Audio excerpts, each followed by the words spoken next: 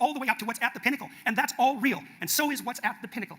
And we've forgotten all of that. And as a consequence of forgetting that, we've forgotten the responsibility that we need to bear in our life to make our lives bearable. And we've forgotten the meaning and the adventure and the purpose and the significance and the earned self-regard that goes along with that sacrificial attitude. And we've forgotten to tell our children the same thing. And we could remember who we are.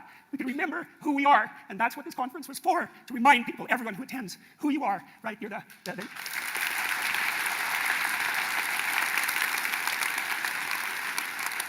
You're the men and women, individuals made in the image of God, who stumble eternally uphill towards the Jerusalem on the hill, the shining city on the hill. No, and we're so foolish. We regard those propositions as something approximating what primitive superstitions, when in fact they're the most brilliant intuitions into the fundamental structure of reality that have ever been offered. We predicated our civilization on those presuppositions, and look at it. It's not so bad. We've brought wealth and plenty to billions of people around the world. We've been struggling uphill properly, and if we were wise and faithful and courageous and responsible, we could continue to spread that to everyone. We could eradicate absolute poverty. We could bring about a time of abundance and opportunity for everyone, and we'll do that. We can do that if we hoist the world on our individual shoulders and operate collectively in this harmonious manner and continue to struggle uphill toward the city of God. And that's the truth. That's the truth. It's not some superstition. It's not some primitive defense against death anxiety. It's not the opiate of the people, right? It's the call to divine responsibility. And to the degree that each of us acted out in the confines of our own life, we do what I suggested at the beginning of this conference, which is tilt the world towards heaven and away from hell. And we're put this conference together to encourage people to do exactly that, in the belief that it is, in fact, the people who can do exactly that. Not only can, but must.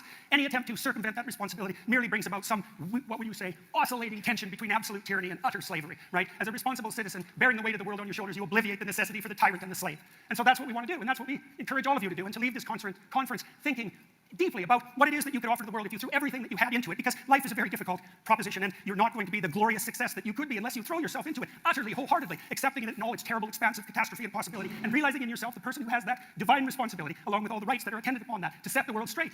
My sense is that if enough of us realize that sufficiently, there's nothing we couldn't accomplish. There's no desert we couldn't make bloom. There's no reason for zero-sum Malthusian pessimism, right? We could have what we wanted if we truly wanted it, if we truly sought for it, if we truly asked for it. It would make itself manifest as a consequence of our faith and our responsibility, the adoption of our proper identity. And so you're invited to do that as the individuals, the worthy individuals that you are, who were called to this place because you had let enough of the light inside of you out to shine enough on other people so that your value was clearly made manifest. And we tried to gather 1,500 people together who had done that, however imperfectly, as we do such things imperfectly, to encourage them, to introduce them to other people with the same abiding spirit, and to see what we could do with all the opportunity that we have in front of us. And so that's the hope of ARC.